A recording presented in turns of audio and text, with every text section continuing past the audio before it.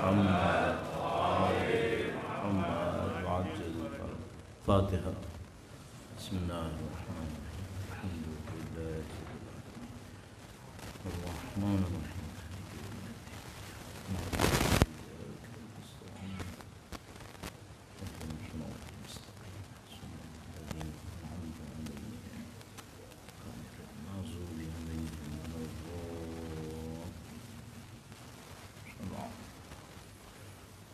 اہل بیت اطہار علیہ السلام کے حضور ادائے احترام کے لیے مولا کی شہادت کی تسلیت و اختمام کے حضور پیش کرنے کے لیے درود بھیجیں. محمد و آل محمد محمد آل محمد وعجل فرجہ. اعوذ باللہ من الشیطان الرجیم. بسم اللہ الرحمن الرحیم. الحمد للہ رب العالمین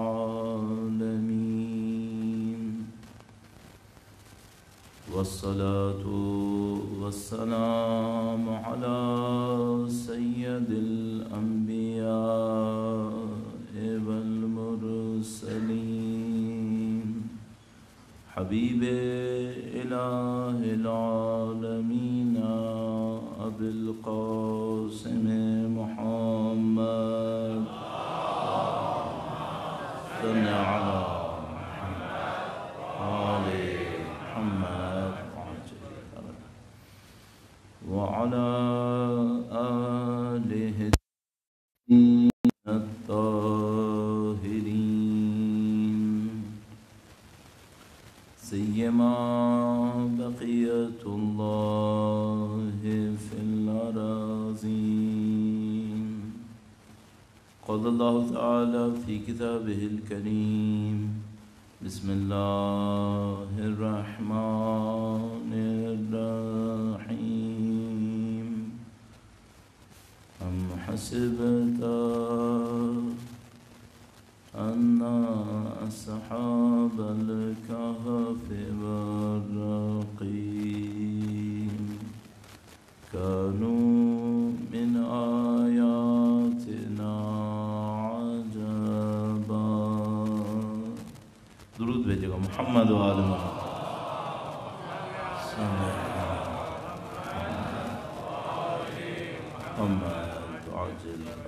پروردگار عالم کا انتہائی احسان ہے، انتہائی لطف و کرم، بے پناہ نعمتوں پر جو خدا نے نصیب فرمائی.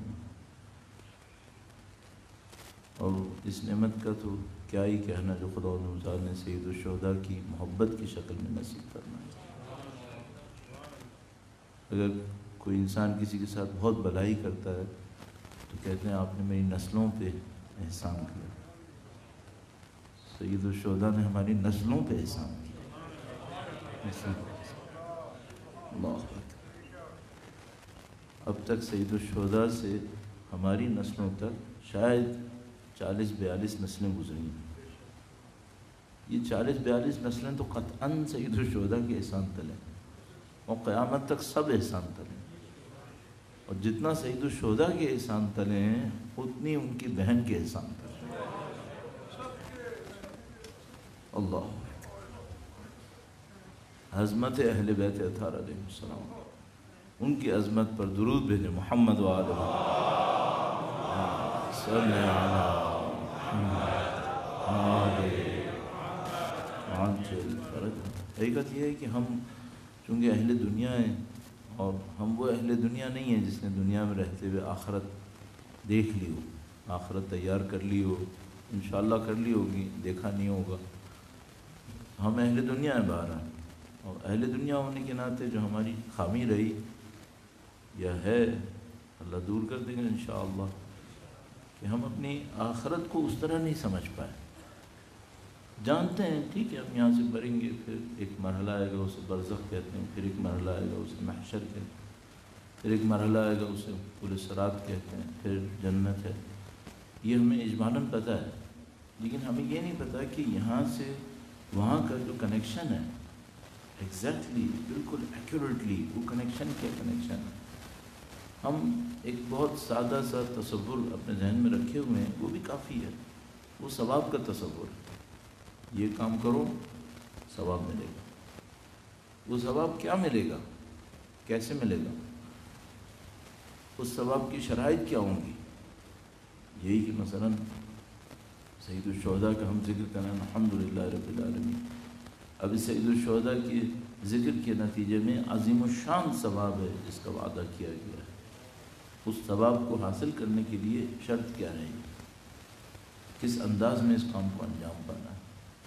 تو ابھی جب میں آپ کی خدمت میں خطبہ عرض کر رہا تھا میں سوچ رہا تھا اپنے ذہن میں کہ خطبہ پڑھتے وقت تھوڑا احتیاط کرتا ہوں کہ ہم جو آیہ کریمہ پڑھتے ہیں ہم وہی آیہ کریمہ ہے جس کے لیے مشہور ہے کہ سید الشہداء کے سر اقدس میں نیزے پر پڑھی. میں سوچتا ہوں کہ ابھی مثلا میں یہاں پہ خطبہ پڑھ رہا ہوں، کتنی آسانی سے میں نے خطبہ پڑھ لیا. اگر مثال کے طور پر سامنے وقت کے امام تشریف فرماؤں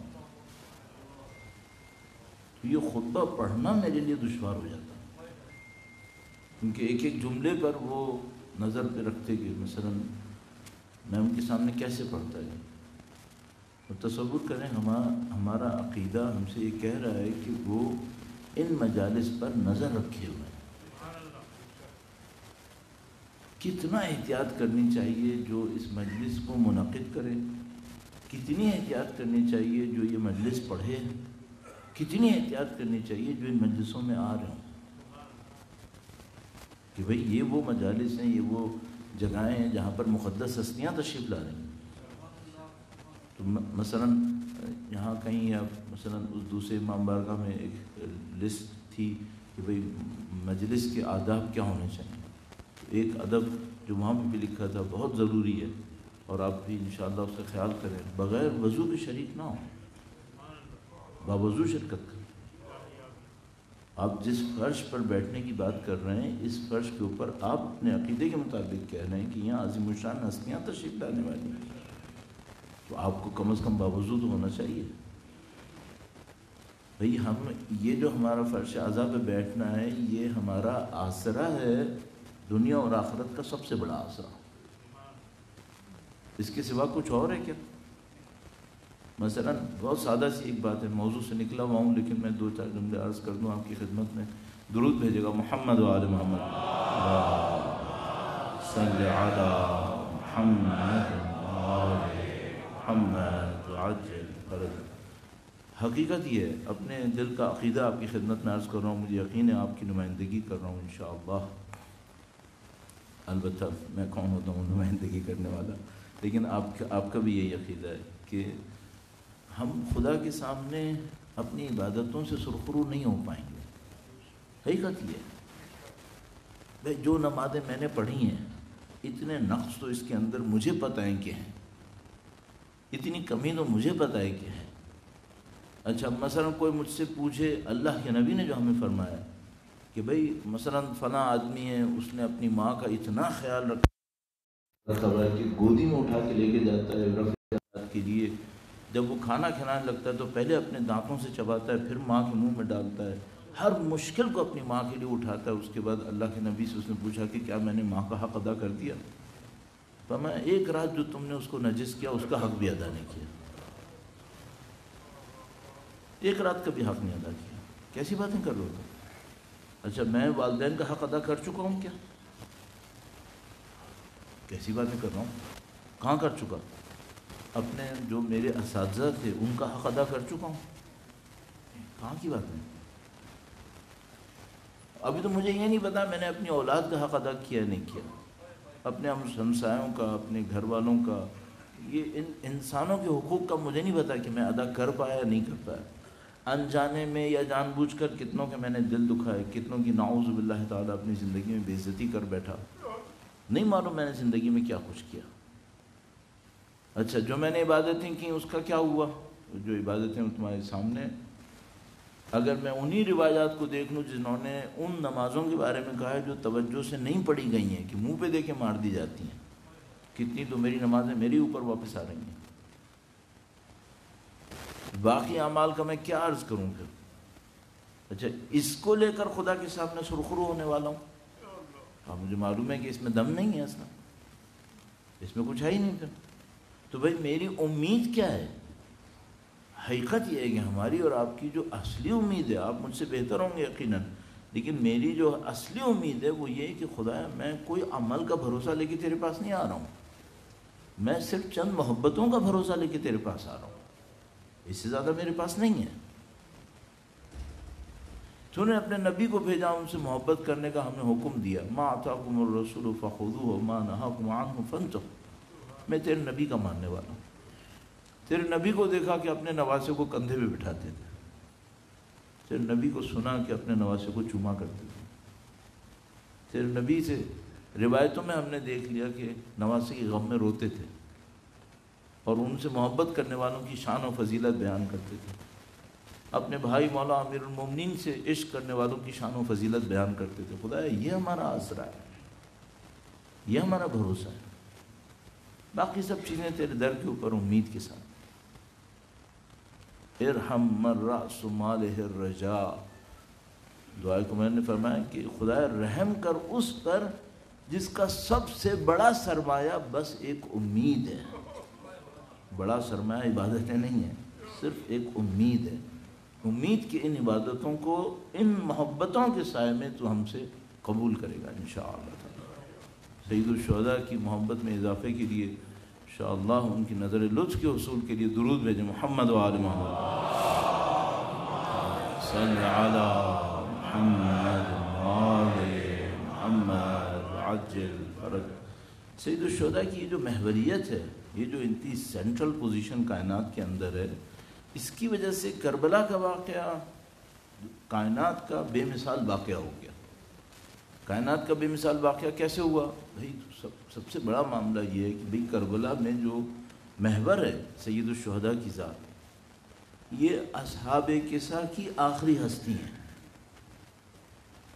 اب اصحاب کسا گنے ہوئے 5 افراد ہیں، ان کی دنیا میں کائنات میں کوئی نظیر کوئی مثال نہیں موجود.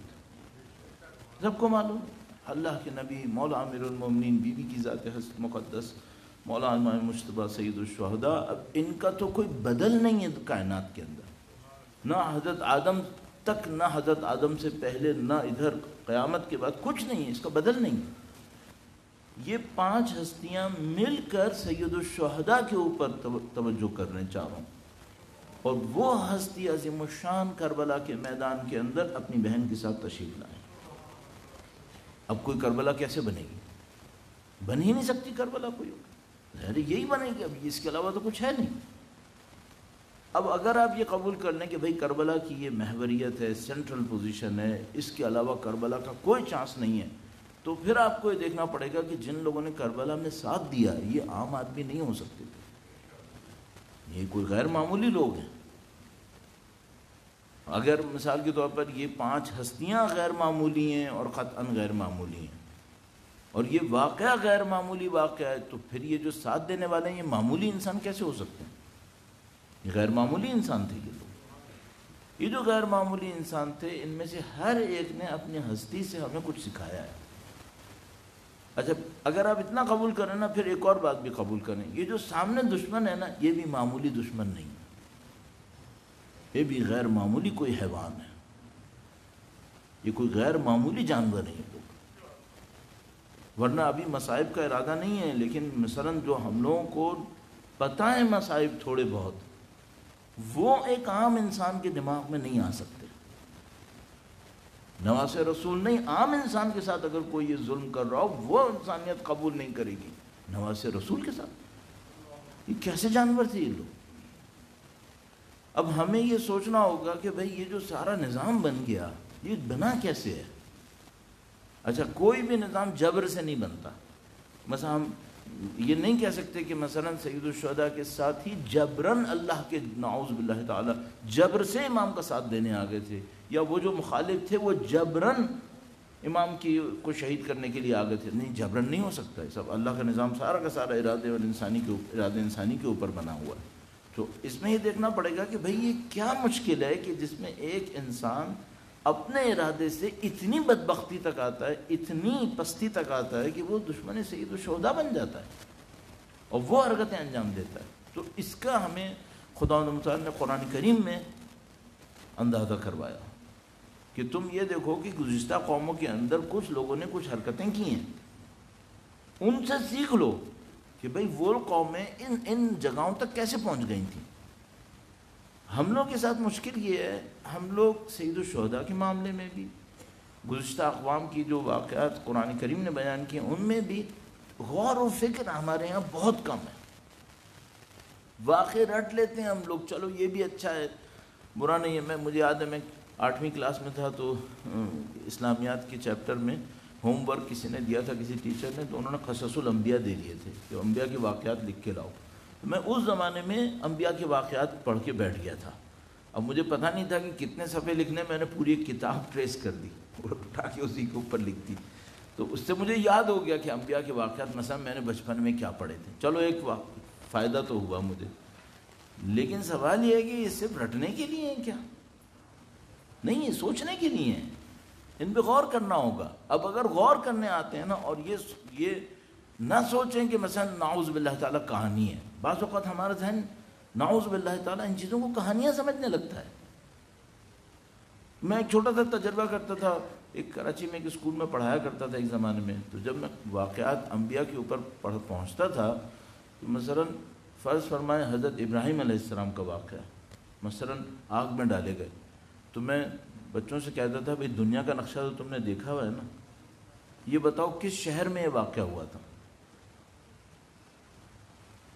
تو اچانک ان کا دماغ کہانی سے نکل کر حقیقت پہ آتا تھا کہ ہاں بات تو صحیح کہہ رہے ہیں کہ بھئی یہ دنیا میں ہی ہوا تھا نا کہیں، تو دنیا کے کسی شہر میں ہوا تھا، وہ شہر کہاں ہے اب، وہ خطہ زمین کہاں ہے؟ ہم لوگ انبیاء کے واقعات کو ایسے پڑھتے ہیں جیسے زمین پہ نہیں ہوئے، کہیں اور ہوئے۔ بھئی اگر میں آپ سے کہوں کوہ قاف کا واقعہ تو آپ کا حق ہے، آپ کے یہاں کوہ قاف زمین پہ ہے ہی نہیں، لیکن اگر خداوند متعال ہم سے یہ کہے کہ حضرت موسیٰ اپنی قوم کو لے کے نکلے، پانی آ گیا اور فرعون کی فوج پیچھے آ رہی تھی، یہ تو حق ہے کہ پوچھو دنیا میں کس کونے میں ہوا ہے یہ؟ آج کی دنیا کے جغرافیہ میں یہ کون سا ملک تھا جہاں پہ یہ واقعہ ہوا؟ وہ پانی کون سا پانی تھا؟ ہم لوگوں نے یہ سوچنا بند کر دیا۔ یہی نہیں سوچ رہے تو باقی کہاں سے سوچیں گے پھر کہ بھئی اس قوم نے یہ کیا کیوں؟ میں نے 2 دن پہلے آپ کی خدمت میں کچھ موضوعات عرض کیے، کافی لوگ خوش ہوئے، کچھ 1-2 ناراض بھی ہیں ہم سے کہ یہ آپ نے کیا کر دیا۔ تو جن لوگوں کے ذہن میں سوال ہے یا کوئی اعتراض ہے ان کے لیے میں خدمت میں عرض کر رہا ہوں کہ بھئی یہ انہوں نے ہم سے کہا کہ بھئی آپ تو بولتے ہیں آپ لوگ چلے جاتے ہیں، تو یہ ہماری غلطی تو نہیں ہے، تو پیٹرن ایسا بن گیا ہے کہ ایک طرف ہم لوگ بولتے ہیں اور پھر واقعاً چلے جاتے ہیں۔ تو ہم نے اس کا حل یہ نکالا کہ آپ سوال لکھ کے لے آئیں۔ آج کا دن تو چلو گزر گیا، 3را دن تھا، کل 4تھا دن ہے، تو کل آپ سوال لکھ کے لے آئیں، ٹھیک ہے؟ اور مثلا جو یہاں پہ آرگنائزر ہیں ہمارے یہ ہیں، ان کو دے دیں، شبر بھائی کو دے دیں، سوال لکھ کے دے دیں، تو جو پرسوں کی ہم مجلس پڑھیں اس کے اندر ان سوالات کے جوابات بھی دے دیں گے کہ مثلا اگر کسی کے ذہن میں کوئی سوال ہے کہ بھئی ہم نے کوئی ایسے کوئی نقطہ تھا جو مبہم رہ گیا ہے یا قابل اعتراض ہے، تو آپ لائیں، اس کو لے کر آئیں، پھر ہم انشاءاللہ اس کے اوپر عرض کریں گے۔ غلطی کریں گے تو قبول کر لیں گے، ہمیں یہ تو دعویٰ نہیں کر سکتے نا کہ غلطی نہیں کریں گے، نہیں، انسان ہے بالآخر، غلطی کر سکتے ہیں، غلطی کریں گے قبول کر لیں گے، لیکن اگر غلطی نہیں ہوئی، ہمیں سمجھ میں آئے کہ نہیں ہم نے غلط بات نہیں کہی، تو ہم اس کا دفاع کریں گے، ہم بتائیں گے کہ بھئی ہم نے کیوں یہ بات کہی۔ تو انشاءاللہ اس موضوع کو جو لے کے چل رہے تھے تھوڑا سا اور بڑھاتے ہیں۔ درود بھیجے گا محمد و آل محمد، صلی علی محمد آل محمد وعجل فرج۔ کل عرض کیا کہ فرعون کی اور فرعونیوں کی ذہنیت کیا تھی۔ فرعون اور فرعونیت کے اندر ایک عصبیت تھی، ایک قوم پرستی تھی، شدت کی قوم پرستی۔ یہ جو اللہ کے نبی نے قوم پرستی کے خلاف اتنی شدت سے کام کیا کہ مثلا حضرت بلال حبشی جن کی نسل اور جن کی قوم کو عرب اتنا سبھی احترام دینے کو تیار نہیں تھے، ان کو اللہ کے نبی نے اپنی اذان کا مؤذن بنایا کہ تم اعلان کرو گے جس پہ سب لوگ اٹھ کے آئیں گے۔ یہ جو اللہ کے نبی نے قوم پرستی کا اتنی شدت سے مقابلہ کیا نا، یہ ہمارے لیے بہت بڑا درس ہے۔ قوم پرستی نہیں پنپنے دیتی حق کو، جن چیزوں کے اوپر قوم پرستی چھری چلا دیتی ہے وہ حق ہے. اور یہ بدقسمتی یہ ہے کہ یہ قوم پرستی نہ ختم نہیں ہوئی، کہیں نہ کہیں جڑوں میں گھسی ہوئی ہے، کہیں نہ کہیں کسی نہ کسی صورت میں. کبھی وہ کسی قوم پرستی کی صورت میں آتی ہے، کبھی وہ نسل پرستی کی صورت میں آتی ہے. یہ جو فرعون نے کہا کہ مثال کے طور پر تم وہی ہو نا جو ہماری غلام قوم ہے، یہ کیا ہے؟ یہ نسل پرستی نہیں ہے؟ یہ نسل پرستی ابھی تک چل رہی ہے، ہم لوگوں کے اندر بھی ہے. ایسا نہیں کہ ہم لوگ پاک و پاکیزہ ہو گئے، ہماری ساری مسائل حل ہو گئے. ہم لوگوں نے کام یہ کیا ہے کہ جہاں قرآن کریم نے کوئی ایسی لغت استعمال کی جس پہ کرٹیسزم تھا تو ہم نے کہا یہ کسی اور کا معاملہ ہے، ہمارا ہے ہی نہیں ہے.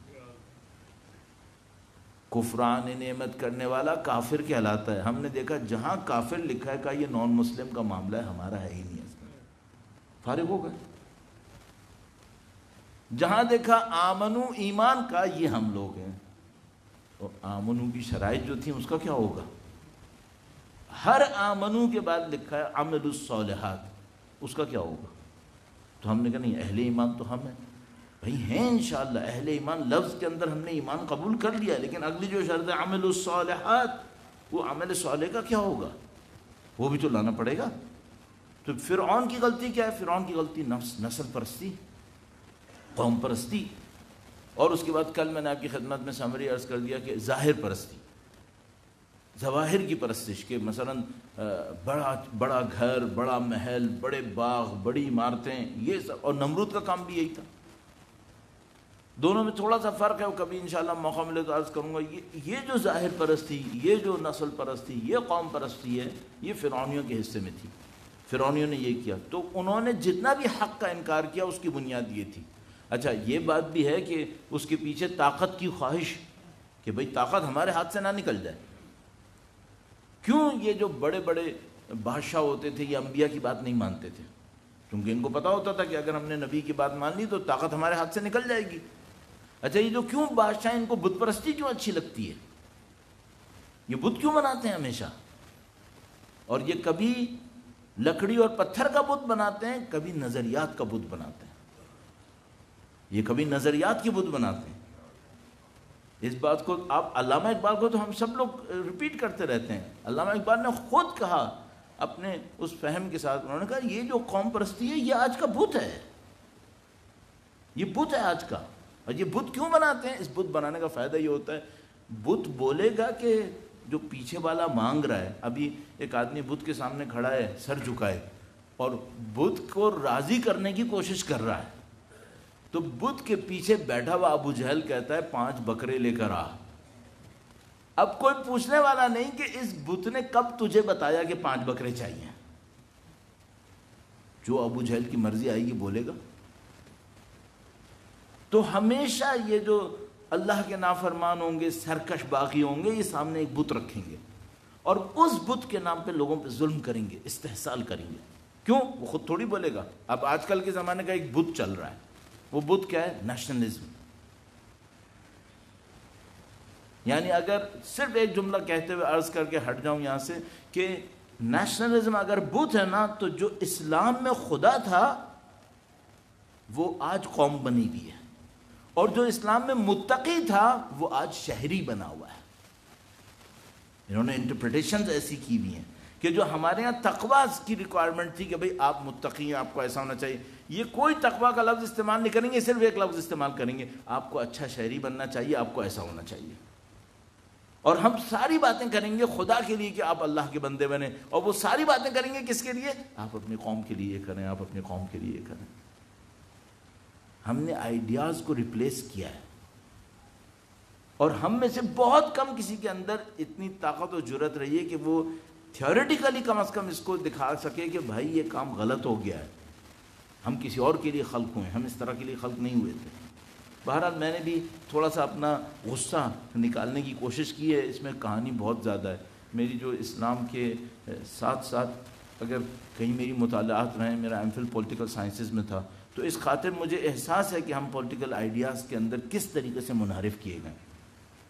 ہم اسلامک پولیٹیکل آئیڈیاز کے بجائے کسی اور پولیٹیکل فلسفی کے اوپر لگائے گئے، اور اس کے بعد اب مشکل یہ ہے کہ جو اسلامک پولیٹیکل آئیڈیاز کے نام پر آئے وہ خود اتنا پریشان کون ہے کہ اس کے پیچھے تو کوئی نہیں جائے گا، اور جو ہمارے ملک کے برابر میں ہو رہا ہے وہ ہم سب کے سامنے ہے کہ بھائی کیا مسئلہ بن سکتا ہے۔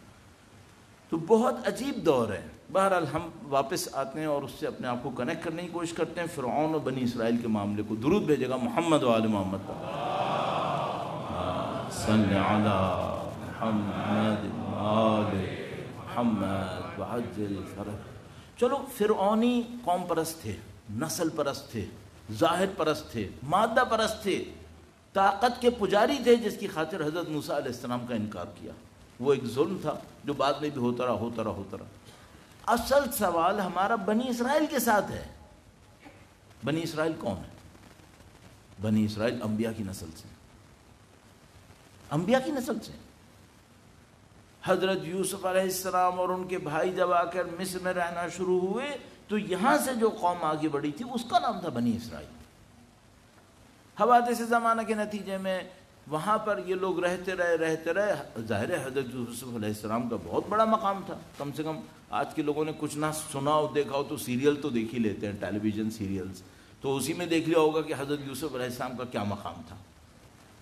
اب ان کی اولاد جو ان کے بھائیوں کی اولاد تھی اس کو وہی مقام ملتا رہا، ان کے بھائیوں کی اولاد کو، تو وہ ایک ٹائپ آف پریویلیج کلاس تھے مصر کے اندر۔ لیکن کچھ عرصے کے بعد ٹائٹ چینج ہو گیا۔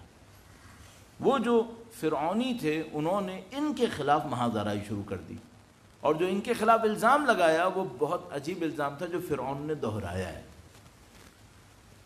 جب فرعون کے سامنے حضرت موسیٰ علیہ السلام پہنچے اور کہا کہ میں اللہ کا نبی ہوں، تو فرعون نے یہ کہا کہ یہ آیا ہے تاکہ تم سے تمہارا ملک چھین لے۔ اچھا تھوڑا سا غور کرنا، یہ الفاظ یہاں دہرائے جاتے رہتے ہیں پوری دنیا کے اندر۔ یہ دوسری قوم کا بندہ ہے جو تمہارے ملک کو چھیننے کے لیے آیا ہے۔ یہ سب ویکیبلریز دہرائی جاتی رہتی۔ تو کہا کہ یہ اس طریقے سے ہے۔ اچھا اب ہمارا کوشچن بنی اسرائیل پہ، بنی اسرائیل کو کیا ہو گیا؟ یہ جو حضرت موسیٰ علیہ السلام کے ساتھ ایسے پیش آتے ہیں، جب حضرت موسیٰ علیہ السلام نے بار بار دکھا دیا کہ میں اللہ کا نبی ہوں، اور یہ حضرت موسیٰ علیہ السلام کی یاد میں کب سے نعرے لگا رہے تھے۔ میں نے واقعہ عرض کیا آپ کی خدمت میں کہ جس نے حضرت موسیٰ علیہ السلام کو مدد کے لیے پکارا تھا اس نے یا موسیٰ کیوں کہا تھا؟ کیونکہ ان کو بچپن سے سکھایا گیا تھا کہ ایک نبی نجات دینے والا ہے، ان کا نام یہ ہوگا، اور جب مشکل میں پڑھو تو ان کو پکار لیا کرو۔ تو اس نے پکارا اور حضرت موسیٰ علیہ السلام نے مدد کی، اور پھر معاملہ جو کچھ بھی ہوا۔ تو جو اتنے قدیم دور سے ساتھ تھے ان کے ساتھ کیا مشکل تھی؟ اب یہاں پہ آپ ممکن ہے یہ کہیں کہ بھئی یہ سوشالوجی کا حصہ ہے، اس کو اسلام میں کیسے لایا جائے۔ میں پہلے ایک آیہ کریمہ عرض کر دیتا ہوں اور اس آیہ کریمہ سے نتیجے کو لینے کی کوشش کرتے ہیں۔ اس سے پہلے مجھے ایک اور مطلب بھی آپ کی خدمت میں عرض کرنا ہے، تو دو تین باتیں عرض کرنی ہیں اہم ہمارے خیال میں۔ درود بھیجے گا محمد و آل محمد صلی علی محمد آل محمد وعجل فرج۔ شاید پہلے دن ہم نے آپ کی خدمت یا کل آپ کی خدمت میں عرض کیا تھا کہ قرآن کریم چھوٹی سی ایک کتاب ہے، اور یہ قیامت تک کے تمام انسانوں کے لیے کسی بھی قوم قبیلے نسل کے اندر آئیں یہی ہدایت ہے، صحیح ہے۔ اور اس میں ڈفرینسز کتنے ہیں قوموں کے اندر، اس وقت آج کی دنیا میں بھی کتنی قومیں ہیں، کتنے ڈفرینسز ہیں، لیکن ایک ہی کتاب ہے۔ ان کا مقابلہ 1400 سال پہلے سے کریں تو پھر بات ہی کچھ اور ہو جاتی ہے، ایک ہی کتاب ہے۔ تو ہم نے عرض کیا یہ کیسے ہو سکتا ہے؟ تو ہم نے عرض کیا تھا کہ بھائی اس کے اندر علامتوں کا سہارا لیا جاتا ہے، لیکن اس میں ایک بہت بڑی فلسفی جو اس کے ساتھ ہے وہ کیا ہے؟ انسان کی طبیعت ایک ہی ہے، فطرت اللہ التی فطر الناس علیہا۔ انسان اللہ کی فطرت پہ خلق ہوا ہے، اس فطرت میں کبھی کوئی تبدیلی واقع نہیں ہوتی۔ اچھا وہ فطرت کیا ہے؟ کچھ فطرتیں ہیں جو جسمانی ہیں، مثال کے طور پر انسان بچے کو کوئی ماں یہ نہیں سکھاتی کہ کھانا کیسے ہے، اس کا جسم ایسے بنا ہوا ہے، اس نے کھانا ہے۔ کوئی ماں کسی بچے کو نہیں سکھاتی کہ سانس کیسے لینا ہے، اس کا جسم ایسے بنا ہے کہ اس نے سانس لینا ہے۔ یہی بچہ پانی میں چلا جائے گا مر جائے گا، کیونکہ پانی کے لیے نہیں بنا، اور وہی مچھلی پانی سے نکل آئے گی تو مر جائے گی، ظاہر ہے کہ وہ ہوا کے لیے نہیں بنی۔ تو کچھ جسمانی فطرتیں ہیں ہماری، وہ جسمانی فطرتیں ایک طرف، کچھ ہماری روحانی نفسانی فطرتیں ہیں۔ قرآن کریم نے ان روحانی نفسانی فطرتوں کو بیان کیا ہوا ہے اور ان کے ذریعے سے قوانین بنائے. تو مثال کے طور پر خدا متعال نے قانون دیا ہے، کل شاید عرض ہوا تھا، ان الانسان لیطغی ان رآہ استغنی، انسان یقیناً بغاوت کرے گا جب بھی اپنے آپ کو بے نیاز پائے گا. یہ فطرت انسانی کا قانون ہے. یعنی جب بھی انسان یہ دیکھے گا نا کہ اب میرے سر پر کوئی نہیں ہے، تو اس میں کیا جذبہ اٹھے گا؟ بغاوت. اچھا آپ کہیں گے بھائی سر پہ کوئی نہیں کا مطلب کیا ہے؟ سر پہ کوئی نہیں کا مطلب یعنی اب خدا اوپر نہیں ہے جو میرا سرپرست ہو. خدا نہیں ہے نعوذ باللہ تعالی کہ مجھ سے حساب کتاب لے. جیسے یہ آئیڈیا اس کے ذہن میں آئے گا اب کوئی سرپرست نہیں ہے، اب میری طاقت بہت زیادہ ہو گئی ہے، اب مجھے کسی کی کوئی ضرورت نہیں ہے، نعوذ باللہ تعالی. جیسے یہ ہوگا یہ اپنی حدودوں کو کراس کرے گا. یہ خدا نے قانون دے دیا، یہ فطرت انسانی کا قانون ہے. اچھا یہ قانون کہاں کہاں پہ آتا ہے؟ بہت معذرت کے ساتھ ایک چھوٹے سے آفس میں بھی آتا ہے. جس دن ایک آفس کے اندر ایک آفیسر کو یہ خیال آ جائے نا کہ اس آفس میں تو مجھے کوئی نہیں پکڑ سکتا، تو پھر وہ وہاں پہ اپنے ڈرامے شروع کر دیتا ہے. جب خاندان میں کسی کو یہ احساس ہو جائے نا کہ اب اس خاندان میں میرا کوئی چیلنج کرنے والا نہیں ہے، تو وہ پھر اپنی چودراہٹ شروع کر دیتا ہے. تو یہ کاروبار کے اندر، ملکوں کے اندر، دنیا کے اندر قانون یہی ہے کہ جیسے ہی انسان اس بات سے ہٹتا ہے کہ کوئی خدا ہے جو دیکھ رہا ہے، کوئی ہے جو مجھ سے سوال کرے گا، جب اس کے دماغ سے یہ نکلتا ہے بدترین انسان بنے گا. یہ کیوں؟ یہ لمٹس کو کراس کرے گا. پہلے دن پہلی لمٹ کو کراس کرنے پر تھوڑا سا غمزدہ ہوگا، چوتھی پانچویں دفعہ تک آتے آتے وہ آواز آنا اندر سے بند ہو جائے گی، بدترین جرائم کرے گا. اب آپ ذرا تصور کیجئے، یہ جو خدا متعال نے فرمایا کہ فرعون ذی الاوتاد، فرعون جو میخوں والا تھا. یہ میخیں کون سی تھیں؟ یہ میخیں تھیں جو انسانوں کو قتل کرنے کے لیے استعمال کی جاتی تھیں. یہ فرعون کا کھیل تھا. بھائی اس نے کبھی نہیں سوچا کہ یہ بھی مرے گا. کیسے سوچے؟ وہ تو یہ کہہ رہا ہے کہ میں ہی اللہ ہوں، نعوذ باللہ تعالی، انا ربکم الاعلی. تو کسی انسان کو کھاتے میں کیوں لائے؟ یہ جو اصحاب الاخدود قرآن کریم میں ہے، تھوڑا سا یہ بھی عرض کرتا چلوں، یہ جو ہم لوگوں نے سوچا ہے نا کہ اس دین میں ہم نے قربانیاں دی ہیں، پہلے دین میں کسی نے قربانی نہیں دی ہے، بالکل غلط بات ہے. جب حضرت عیسیٰ علیہ السلام کے ماننے والے دین عیسائیت کو اختیار کر رہے تھے، قوم یہود نے ان کے اوپر اتنے ظلم کیے، کوئی حساب نہیں ہے. قوم عیسائیت نے کم قربانیاں نہیں دی ہیں، انہوں نے بہت قربانیاں دی ہیں. اور کبھی کبھی آپ ان کے بہت پرانے کہیں چرچ وغیرہ کے اندر، گرجا گھروں کے اندر جائیں، آپ خود احساس کریں گے کہ نہیں وہاں پہ کچھ ہے، دم ہے وہاں پہ. تو میں ایک آدھ ایسی چرچ میں گیا جو کربلا کے زمانے کا بنا ہوا تھا، تو جا کر مجھے احساس ہوتا تھا کہ نہیں یہاں پہ بھی کچھ ہے.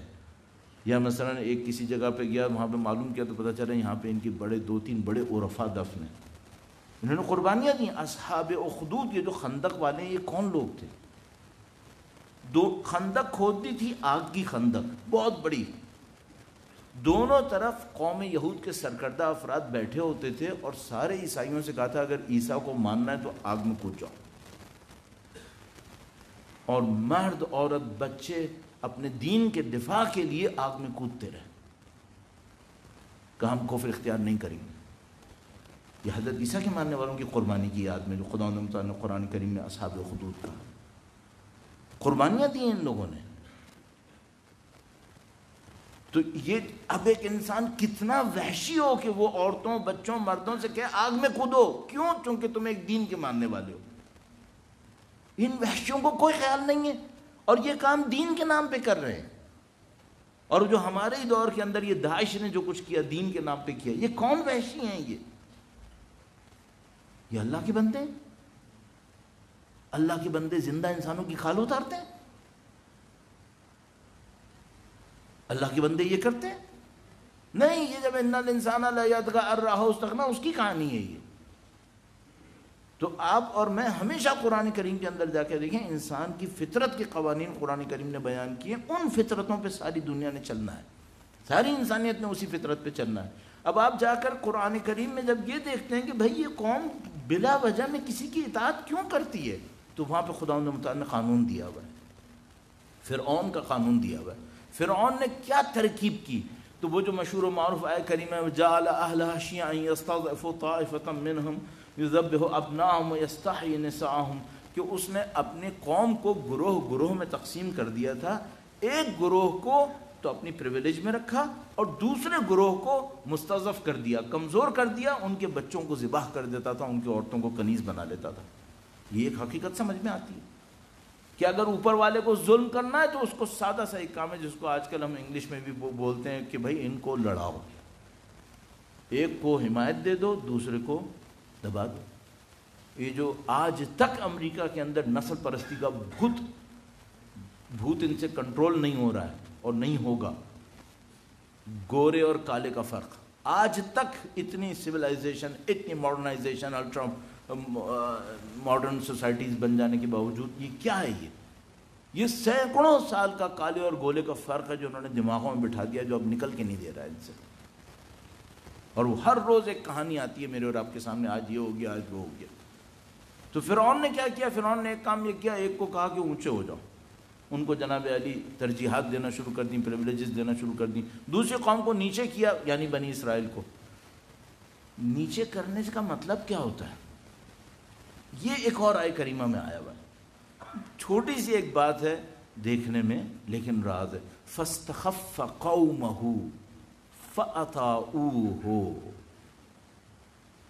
عربی میں جب ہم فے استعمال کرتے ہیں جس کو ایک جملہ دوسرے جملے کے درمیان، تو یہ کنیکشن بتا دیتا ہے ہمیں، اس کا رزلٹ یہ ہے، اس کا رزلٹ یہ۔ کبھی بات کے لیے بھی استعمال ہوتا ہے، فَإِذَا قُضِيَتِ الصَّلَاةُ فَانْتَشِرُوا فِي الْأَرْضِ، تو وہاں کنیکشن کے اس کے بعد یہ کر لو تم، بعد میں استعمال ہوتا ہے۔ لیکن کبھی اس کے رابطوں میں استعمال ہوتا ہے کہ اذا لقیتم فئۃ فاثبتوا واذکروا اللہ کثیرا، تو کبھی ہمیں ریزننگ دے رہا ہوتا ہے۔ فاستخف قومہ، اس فرعون نے اپنی قوم کو، ابھی صرف اردو میں لے لیجیے، میں عرض کرتا ہوں، ذلیل کیا، فاطاعوہ، پھر اس قوم نے اس فرعون کی اطاعت شروع کر دی۔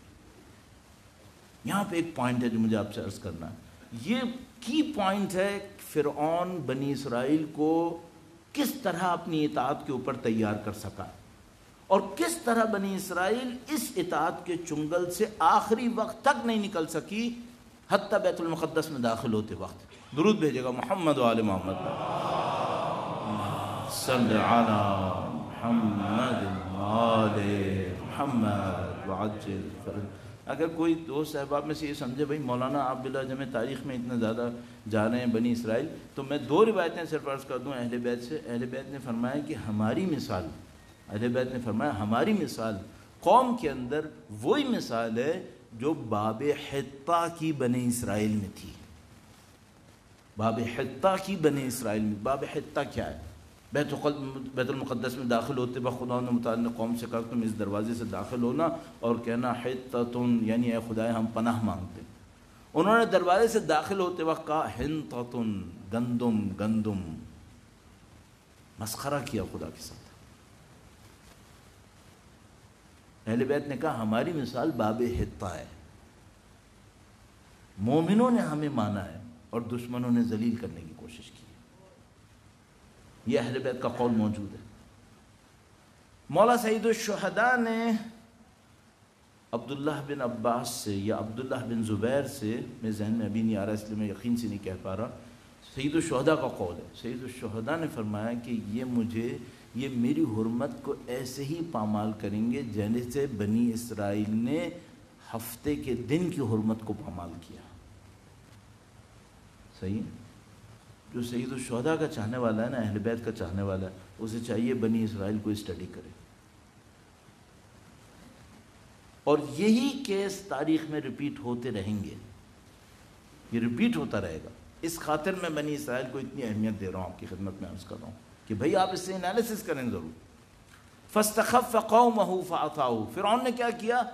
بنی اسرائیل کو خفیف کیا، کمزور کیا، ذلیل کیا، جس کو ہم لوگ اردو میں ذلیل کرنا کہتے ہیں، ذلیل کیا۔ جب وہ فکر میں ذلیل ہو گئے تو انہوں نے فرعون کی اطاعت شروع کر دی، انہوں نے فرعون کی اطاعت شروع کر دی۔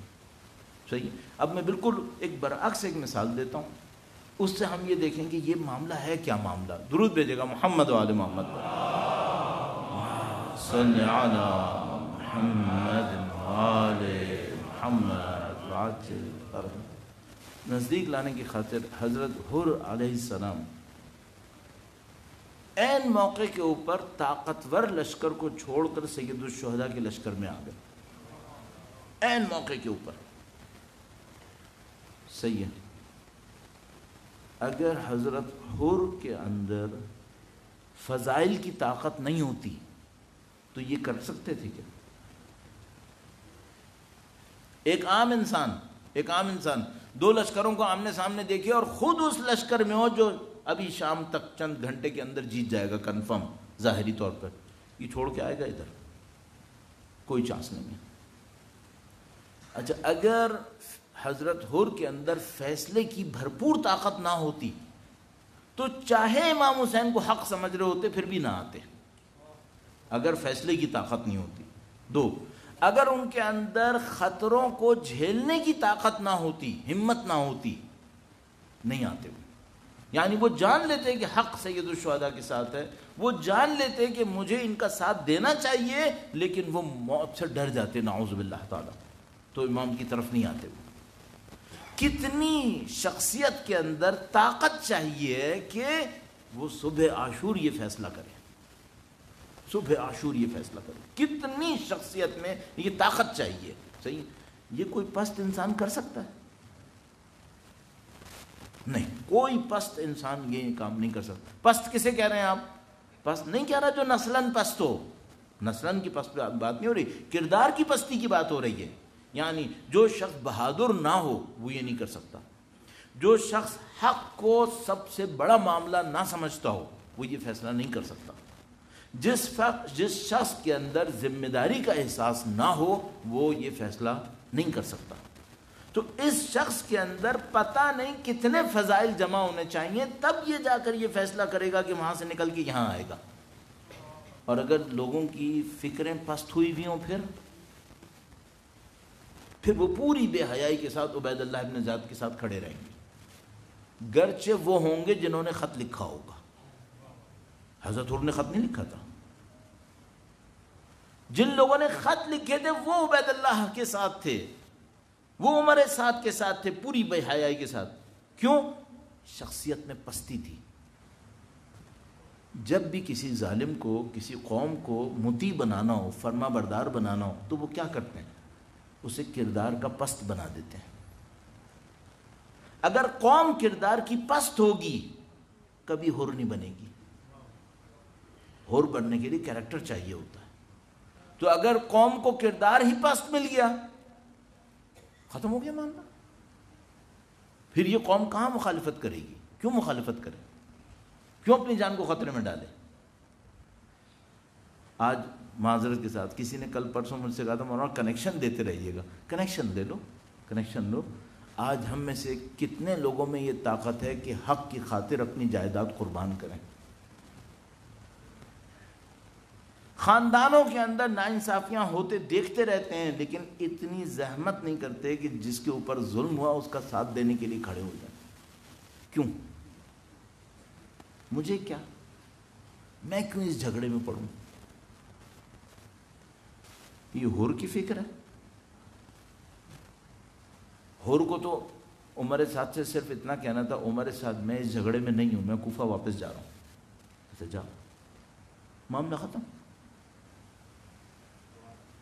کردار کی پستی ہوتی ہے تو عمر سعد کو لشکری ملتے ہیں، ورنہ لشکری نہیں ملیں گے اس کو۔ پہلے کردار پست کرنے پڑتے ہیں۔ یہ فرعون نے کیا تھا، فاستخف قومہ، اس نے قوم کو ذلیل کر دیا۔ جب ذلیل کر دیا فاطاعوہ، پھر انہوں نے اس کی اطاعت کی ہے۔ تو یہ بنی امیہ نے کیا کیا؟ پہلے بنی امیہ نے امت اسلامیہ کو ذلیل کیا ہے، اب لشکر یزید بنے گا۔ یہ لشکر یزید 50 سال پہلے نہیں بن سکتا تھا.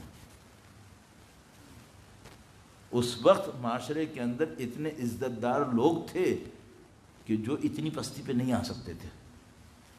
انہوں نے ذلیل کیا ہے. ذلیل کرنے کا طریقہ کار کیا ہوتا ہے؟ وقت ختم ہے، کل انشاءاللہ اس کو ذلیل کرنے کا بہت چھوٹا سا ایک عجیب مصیبت کے ساتھ. وہ کیا ہے؟ انسانوں کے ہدف چھوٹے کر دو، چھوٹے ہدف دے دو، انہیں ذلیل ہو جائیں گے. ان کو پیسہ ہدف بنوا دو، پیسے کے پیچھے دوڑاؤ انہیں. یہ پیسے کے پیچھے ذلیل ہو کر اتنے کمینے ہو جائیں گے، ہر عزت بیچ دیں گے. پیسے کے پیچھے بھاگ کے ذلیل ہوں گے نا، بار بار تو اتنے ذلیل ہو جائیں گے یہ ہر عزت بیچنے کو تیار ہو جائیں گے، کسی عزت کا خیال نہیں کریں گے. یہ جب دنیا کے پیچھے جائیں گے تو اتنے ذلیل ہو جائیں گے کہ ہر مقدس کو خود پامال کریں گے. یہ کیا دشمنوں نے. انہوں نے امت اسلامی کو دنیا کے پیچھے دوڑایا. وہ دنیا کے پیچھے دوڑے. اللہ کے نبی نے کہا تھا کہ علیک بالآخرہ تأتک الدنیا صاغرہ، تم آخرت کی پرواہ کرنا، دنیا ذلیل ہو کے تمہارے پاس آئے گی. مطلب کیا؟ اگر تم دنیا کے پیچھے بھاگے نا تو تمہیں دنیا کے پیچھے ذلیل ہو کے بھاگنا پڑے گا. یہ دنیا کے پیچھے بھاگے ذلیل ہو کر، جب اتنے ذلیل ہو گئے تو پھر ان کے سامنے عزتیں ختم ہو گئیں. تو پھر یہ لاش حسین کو بھی پامال کرنے کھڑے ہو گئے. بے عزت ہو چکے تھے. عزت، وقار، احترام سب ختم ہو چکا تھا ان کے دماغ کے اندر. یہ بنی اسرائیل کے ساتھ ہوا تھا. تو آپ کو کسی قوم کو فرعون نے ذلیل کرنا تھا، اپنا مطیع بنانا تھا. مطیع بنانے کے لیے کیا کرے؟ اس کو ذلیل کرو. ذلیل کرنے کے لیے کیا کرے؟ چھوٹے اہداف دے دو، بڑے اہداف ان کے دماغ سے نکال دو. انسانیت، اقدار، عزت نفس، تہذیب نفس، یہ سب نکال دو. اللہ کی بندگی سب ختم. کیا چھوڑ دو ان کے دماغ میں؟ 2 کنال کا پلاٹ چاہیے، 4 کنال کی زمین چاہیے، اس کو وہ بنگلہ چاہیے، اس کو یہ گاڑی چاہیے، اس کو وہ پوسٹ چاہیے، اس کو یہ پریویلیج چاہیے، اس کو یہ شہرت چاہیے. یہ دے دو انہیں. اس کے بعد ان میں جب کوئی عزت نہیں بچے گی نا، یہ اپنے امام کا بھی خون کر دیں گے. پھر یہ ہے قانون دنیا کا. یہ قانون ہے. معذرت کے ساتھ ایک جملہ اور عرض کر دوں، اپنا آپ نے تحمل کیا. جس دن میں اور آپ دنیا کا احترام کرتے ہیں نا، قتل حسین میں اتنی سی شراکت ہماری بھی ہے. جس دن ہم دنیا کے پیچھے بھاگتے ہیں نا تو قاتلین حسین کے ساتھ ایک اتنا سا ہم بھی چلے پھر. کیونکہ قاتلین حسین بنے اسی ڈرامے سے تھے، اسی دنیا کے پیچھے چل کے بنے تھے. اب آپ مجھے بتاؤ ہم زندہ کیسے ہوں دوبارہ؟ ہم کیسے زندہ ہوں گے؟ ہمیں اس نے زندہ کرنا ہے ان مجالس میں. بدقسمتی ہماری یہ ہو گئی کہ ان مجالس میں بھی دنیا پرستی پر آ گئے. اس کو کچھ دوست احباب سنیں گے تو مجھے باتیں پکڑیں گے، آپ نے غلط کیا، آپ نے یہ کر دیا، آپ نے وہ کر دیا. اللہ شاہد ہے، اپنے دلوں سے پوچھو کہ ہم لوگ دنیا پرستی نہیں کر رہے مجلسوں کے اندر. اللہ شاہد ہے، اپنے دلوں سے پوچھو. جھوٹ بول رہا ہوں کیا میں؟ ہم اپنی آنکھوں سے دیکھ رہے ہیں کہ یہ ہو رہا ہے. اسی دنیا پرستی نے امام کو شہید کیا تھا، اسی دنیا پرستی نے عمر سعد کو لشکر دیا تھا. وہی ہم میں رچ بس رہی ہے. پھر ہم کہتے ہیں ہم اپنے امام کا ساتھ دیں گے.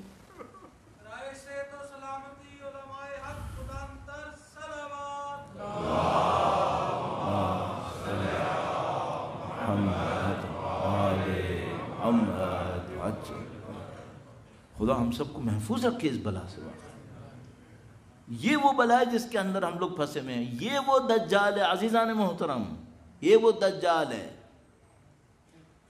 یہ وہ کاڑے آنکھ والی حقیقت ہے جس کی صرف ایک آنکھ ہے. یہ دنیا کو صرف ایک آنکھ سے دیکھتے ہیں. کیا؟ صرف دنیا، کوئی آخرت نہیں. یہ دجالیت ہے. اس دجالیت میں دنیا پھنسی ہوئی ہے. جس جگہ کو چاہے گا سبز کرے گا، جس جگہ کو چاہے گا بنجر کرے گا، کھڑی فصلوں کو برباد کر دے گا، آباد شہروں کو برباد کر دے گا. یہ دجالیت ہے. اس طرح فرعون بنتے ہیں. اس طرح بنی اسرائیل بنتی ہے۔ پھر جب یہ بنی اسرائیل ایک دفعہ بن جاتی ہے، اس کے سامنے حضرت موسیٰ علیہ السلام آتے ہیں، 7 دفعہ معجزے دکھاتے ہیں، اس کا دماغ اسی ظاہر پرستی، دنیا پرستی، مادہ پرستی میں غرق رہتا ہے۔ یہ حضرت موسیٰ علیہ السلام کے ساتھ چلتے رہتے ہیں اور ہر وقت حضرت موسیٰ سے کہتے رہتے ہیں تم نے ہمیں پھنسا دیا، تم نے ہمیں پھنسا دیا، تم تو حضرت موسیٰ علیہ السلام کے ساتھ چل رہے ہو، اب تو کم بختو سکون پالو، اللہ کا نبی تمہارے ساتھ کھڑا ہے، اب بھی نہیں، اب بھی دل میں وہی پریشانی لگی ہوئی ہے، ہم پھنس گئے، ہم پھنس گئے۔ اور حضرت موسیٰ علیہ السلام اطمینان دلا رہے ہیں، کھلا ہے ان معی ربی سیہدین، اللہ میرا رب میرے ساتھ ہے، وہ ہدایت کرے گا، مت گھبراؤ۔ یہ پستیاں کہاں تک جاتی ہیں؟ یہ پستیاں لاتی ہیں گوسالے اور بچھڑے کے سامنے سر جھکانے تک۔ اس کے بعد کیا ہوتا ہے؟ اس کے بعد ہوتا ہے قتل عام، اس کے بعد ہوتا ہے قتل عام۔ ایک دفعہ تقدسات پامال ہوتے ہیں نا، 61 ہجرہ میں کربلا میں ایک تقدس پامال ہوا، 62 63 میں مسجد نبوی خانہ کعبہ دونوں کا تقدس پامال ہوا۔ اس کے بعد جو ہوا وہ کیا ہوا؟ وہ قتل عام ہوا، اور کوفہ کے اندر جو حجاج بن یوسف آیا تو لاکھوں کو مار گیا۔ کیوں؟ جس دن تقدسات پامال ہونا شروع ہوتے ہیں نا، پھر خون بہنے کی تیاری ہوتی ہے۔ اور یہ بی بی کا وہ اشارہ تھا جو انہوں نے 11 ہجرہ میں انصار کی خواتین کے سامنے کہا تھا کہ اب نیزوں کے چلنے کے لیے تیار رہو، اب گردنیں اڑیں گی۔ تم نے ایک تقدس پامال کر دیا، جس کو نبی نے کہا تھا من کنتم مولا، اس کو اس کے حق سے محروم کر دیا تم نے۔ یہ جو ہم جس قتل عام میں پھنس گئے نا، ہم اس سے باہر نہیں نکلیں گے اس طرح سے۔ جس غیبت کی مصیبت میں اگر بنی اسرائیل 40 سال گھوم رہے تھے نا، یتیہون فی الارض، یہ ہماری یتیہون ہے، ہم صحرا میں کھڑے ہیں اس وقت، ہمیں بھی انتظار ایک بیت المقدس کا، ابھی یہ صحرا ہے۔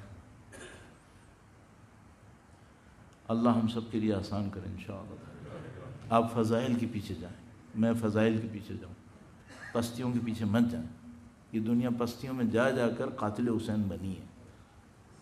اگر کسی کو سید الشہداء کا ساتھ دینا ہے، ان پستیوں کا انکار کرنا پڑے گا، ان مادہ پرستیوں سے نکالنا پڑے گا۔ یہاں پہ کچھ لوگ ہوں جن کو طاقت دکھانی پڑے گی کہ ہم ابو ذر ہیں، کچھ لوگ ہیں جن کو طاقت دکھانی پڑے گی کہ ہم سلمان فارسی ہیں۔ اور یہ کل میں انشاءاللہ بس اور اس میں تھوڑا سا چند جملوں کا اضافہ کروں گا کہ جب کسی قوم کو پست کرنا ہوتا ہے تو اس کا میکینزم کیا ہوتا ہے۔ تو ایک اصولی بات تو میں نے عرض کر دی، بھائی اہداف چھوٹے کر دو، ان کے دنیا کو ان کا ہدف بنا دو، یہ پست ہو جائیں گے، ختم ہو گیا ان کا۔ اس کے لیے کیا کرتے ہیں؟ دنیا کو ہدف کیسے بناتے ہیں؟ ایک قوم جو انبیاء کی اولاد ہوتی ہے وہ دنیا کو ہدف کیوں مان لیتی ہے؟ انبیاء کی اولاد قوم دنیا کو ہدف مان کے بیٹھ جاتی ہے، کیوں ایسا ہوتا ہے؟ اسے کل انشاءاللہ عرض کرنے کی کوشش کریں گے۔ خداوند تعالیٰ نے ہمارے سامنے کربلا کی صورت میں ایک راہ نجات دے دی ہے کہ مثال کے طور پر ہم ایک ایسی دنیا کے اندر ہیں جہاں اس کے سوا کچھ نہیں ہے، دنیا پرستی، مادہ پرستی، شہرت، طاقت، دولت، اس کے سوا کچھ نہیں بچا ہے۔ اب اس دوران میں کچھ لوگ سید الشہداء سے سیکھیں گے، سید الشہداء سے سیکھیں گے ان سب کا انکار کیسے ہوتا ہے۔ اور یہ بھی عرض کرتا چلوں کہ جب تک خدا سے رابطہ نہیں بنتا ہے، اس سے باہر نکلنے کا کوئی امکان نہیں ہے۔ آپ کسی اور بنیاد کے اوپر اس معاملے سے باہر نہیں نکل سکتے سوا خدا کے رابطے کی، اس کے علاوہ کوئی راستہ نہیں ہے۔ تو سید الشہداء نے ہمیں یہ سکھایا کہ دیکھو تم اس معاملے میں چیلنج کرنا سیکھو۔ اچھا، اگر چیلنج کریں گے تو کیا ہوگا؟ جو دنیا کی عزت تھی وہ چلی جائے گی، دنیا عزت نہیں دے گی تمہیں، تم راضی رہنا کہ بے عزت ہو جاؤ، تم راضی رہنا کہ بے عزت ہو جاؤ۔ دنیا تمہارے جنازوں کو بھی احترام نہیں دے گی، تم راضی رہنا کہ تمہارے جنازے بھی بے احترام ہو جائیں۔ یہ سید الشہداء نے ہم لوگوں کو سکھایا۔ ہم میں سے کون یہ سیکھے گا؟ یہ وہ معاملہ ہے جو خطرناک معاملہ ہے. ہم معذرت کے ساتھ میں یہ سمجھ رہا ہوں کہ حسینیت یہ ہے کہ میں ایک ممبر پہ بیٹھوں, سب لوگ جو امام حسین کے ماننے والے ہیں ان کے سامنے بیٹھ کر 1 گھنٹے کی ایک مجلس پڑھوں, یہ میری حسینیت ہو گئی. اس میں کون سا چیلنج ہے؟ اس میں کون سا چیلنج ہے؟ آپ مجھے مار رہے ہو, زیادہ سے زیادہ آپ کیا کر لو گے؟ مجھے 2-4 باتیں بری بری کہو گے کہ تم نے کیا وقت ضائع کیا, ہمارا یہ کیا, وہ کیا, آئندہ نہیں کریں گے, یہ نہیں کریں گے. اس سے زیادہ کیا ہوگا؟ حسینیت تو سر کٹانا ہے. اور معذرت کے ساتھ میں اس مصائب کی اس حصے سے گریز کرتا ہوں, میرے اندر طاقت نہیں ہے. حسینیت تو بیویوں کا بازار میں آنا ہے, مسئلہ یہاں ہے. حسینیت تو کچھ اور ہی معاملہ ہے. یعنی اگر مثلا ہم سے پوچھے کوئی کہ بھائی سید الشہداء کی قربانیاں کربلا کے اندر, تو ہم سب کو معلوم ہے الحمدللہ رب العالمین کہ بڑی قربانی تھی. سید الشہداء نے علی اکبر کو قربان کیا, بڑی قربانی. اللہ اکبر. یہ تو کوئی وہی جان سکتا ہے تھوڑا بہت سمجھنے کو جس نے اپنے جوان کا لاشا اٹھایا ہو. میں اس کے علاوہ کچھ نہیں کہوں گا, اس کو پتا ہوگا کہ جب کسی ایسے کا لاشا اٹھانا پڑتا ہے نا کیا بیتتی ہے. اور یہ امام حسین تھے جنہوں نے 18 تو بچوں کا لاشا اٹھایا, جگر گوشوں کا لاشا اٹھایا. اللہ اکبر, اللہ اکبر. جب سید الشہداء یہ سارے لاشیں اٹھا چکے, سب سارے لاشیں اٹھانے کے بعد اب آئے اس جگہ کے اوپر جہاں میدان جنگ کا نقشہ تبدیل ہونا تھا. جب میدان جنگ کا نقشہ تبدیل ہونا تھا, اب آئے اپنی بہن کے خیمے کے اوپر. اب ذرا تصور کریں, سید الشہداء 72 لاشیں اٹھا کر آئے ہیں, اپنی اولاد کے لاشیں اٹھا کر آئے ہیں, اور اپنی بہن کے پاس آ کر کیا کہتے ہیں؟ کہتے ہیں بہن تم صبر کرنا. اے مولا, صبح عاشور سے لے کے عصر عاشور تک آپ نے اتنے لاشیں اٹھائے, آپ بہن سے کہہ رہے ہیں کہ صبر کرنا, تو میرے مولا کہیں گے تمہیں نہیں پتا جو اب ہونے والا ہے وہ کیا ہے. مولا فرمائیں گے جو تمہیں نہیں پتا کہ اب کیا ہونے والا ہے, میں نے لاشیں اٹھائے, زینب میری لاشوں کے ٹکڑے اٹھائے گی.